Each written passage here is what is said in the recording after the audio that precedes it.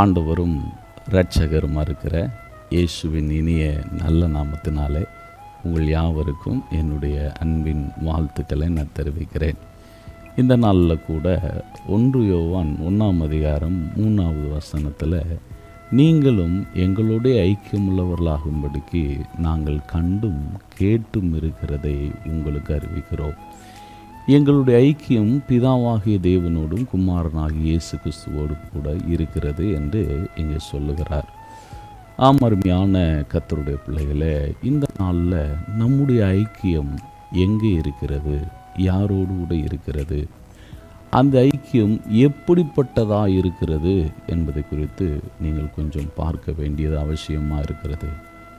இந்த நாளில் நாம் எப்படி உலகத்தோடு கூட, உலகத்தின் காரியத்தோடு கூட ஐக்கியமாக இருக்கிறோம் என்பதை அநேக நேரங்களில் நாம் ஜெபிக்கிறதில் வைத்தே புரிந்து கொள்ள முடியும்.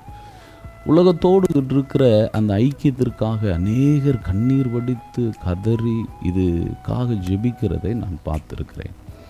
ஆனால் தேவன் என்னோடு கூட பேச வேண்டும், தேவன் என்னோடு கூட நான் ஐக்கியப்பட வேண்டும், கர்த்தருடைய சத்தம் எனக்கு கேட்கவில்லையே எப்படின்னு சொல்லி கதறுகிற ஜனங்கள், அழுகிற ஜனங்கள் மிக மிக குறைந்து கொண்டு இருக்கிறார்கள்.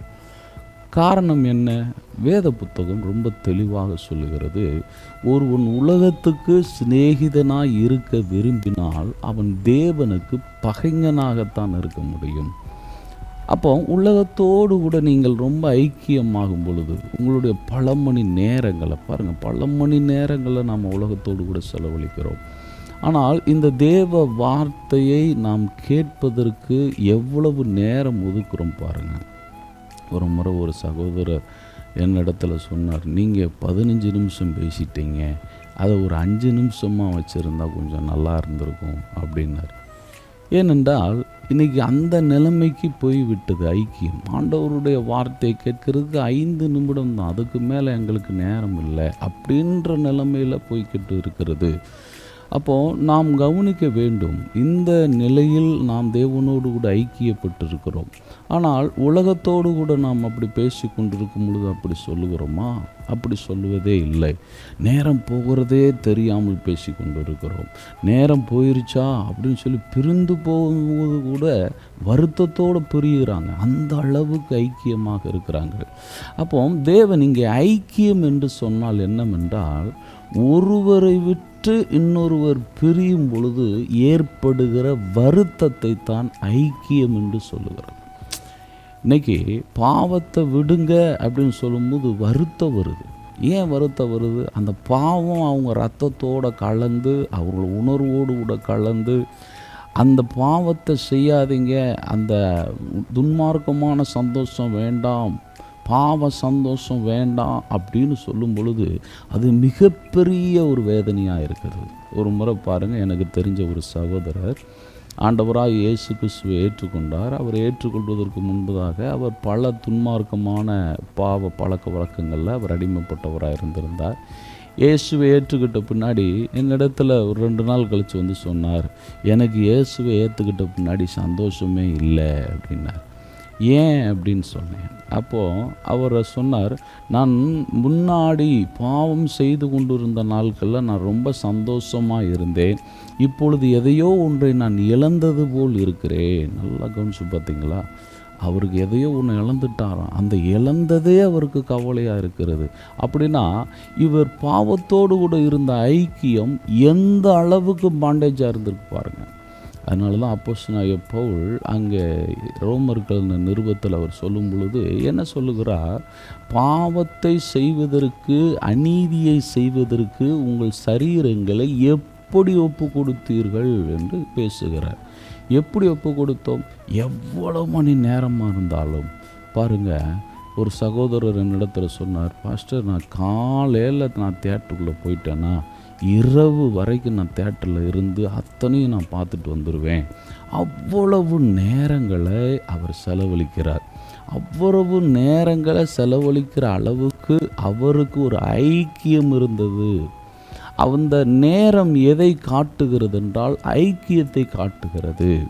அப்போது பல மணி நேரங்களாக இந்த மாம்சமும் இந்த சரீரமும் இடம் கொடுத்திருக்கிறது. ஆனால் இன்னைக்கு ஆவிக்குரிய காரியங்களுக்கு அது என்ன கொடுக்கவில்லை, அது இடம் கொடுக்க மாட்டேனுது, அது மனது இடம் கொடுக்க மாட்டேனுது, சரீர இடம் கொடுக்க மாட்டேனுதுன்னா நீங்கள் கவனிக்க வேண்டியது மிக மிக முக்கியமாக இருக்கிறது. இங்கே இயேசு கிறிஸ்து இருக்கிறார், ஆனால் இயேசு கிறிஸ்துவோடு கூட ஐக்கியம் இல்லை. அதனால தான் 1 யோவான் அதே 1ஆம் அதிகாரம் 6வது வசனத்தில் அவர் என்ன சொல்லுகிறார், நாம் பிதாவோடு கூட ஐக்கியப்பட்டிருக்கிறோம் என்று சொன்னால் இருளில் நடக்க மாட்டோம். இருளில் நடந்தால் சத்தியம் அவர்களிடத்தில் இல்லை, அவர்கள் பொய் சொல்லுகிறவர்களாய் இருக்கிறார்கள் அங்கே சொல்லப்பட்டிருக்கிறது.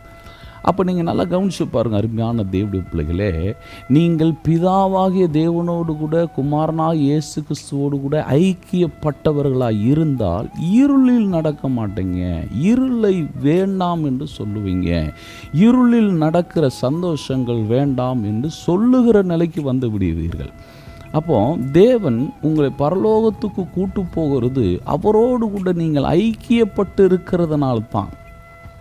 அங்கே நீங்கள் அவரோட மட்டும்தான் நீங்கள் ஐக்கியப்பட முடியும், எல்லாரோடு கூட ஐக்கியப்பட முடியாது. அதனால தான் பாருங்கள், அங்கே இருக்கிற யாருக்குள்ள ஒரு ஐக்கியத்தை உருவாக்காமல் அங்கே பரலோக ராஜ்யத்தில் இருக்கிற எல்லாருடைய ஐக்கியமும் அங்கே தேவனோடு கூட மாத்திரம் இருக்கிற மாதிரி தேவன் வைத்திருக்கிறார். இந்த வார்த்தையை கேட்டுக்கொண்டிருக்கிற அருமையான தேவனுடைய பிள்ளைகளே, உங்களுடைய ஐக்கியம் தேவனோடு கூட இருக்குமானால் நீங்கள் எவ்வளவு நேரம் தேவனோடு கூட செலவழிக்கிறீர்கள், எவ்வளவு நேரம் வேத புத்தகத்தை நீங்கள் வாசிக்கிறீர்கள், எவ்வளவு நேரம் அதை தியானிக்கிறீர்கள் என்பதை இந்த நாளில் கொஞ்சம் ஆராய்ந்து பாருங்கள். காரணம், நாம் கடைசி காலத்துக்குள் வந்துவிட்டோம். தேவனோடு கூட ஐக்கியமாக இருக்கிறோம் என்று நாம் ஏமாற்றி உலகத்தோடு கூட பல மணி நேரங்களை நாம் செலவழித்து கொண்டிருப்போமானால் நாம் கைவிடப்பட்டவர்களாய் போய்விடுவோம். ஆண்டவருடைய வார்த்தை இன்னைக்கு உங்களுக்கு வருகிறபடினால மீண்டுமாய் நீங்கள் எந்த நிலையில் இருந்து விழுந்தீர்களோ அதை நினைத்து மனம் திரும்புங்கள் என்று அவர் வெளிப்படுத்தல சொல்லுகிறார். இந்த வார்த்தையை கேட்டுக்கொண்டிருக்கிறார் ஞான தேவனுடைய பிள்ளைகளே, மீண்டுமாய் அவரோடு கூட இருக்கிற ஐக்கியத்தை பிடிப்பீங்கள். அதுதான் உங்கள் ஆசீர்வாதத்துக்கான வழி. கர்த்தர் தாமே உங்களை ஆசீர்வதிப்பாராக. God bless you.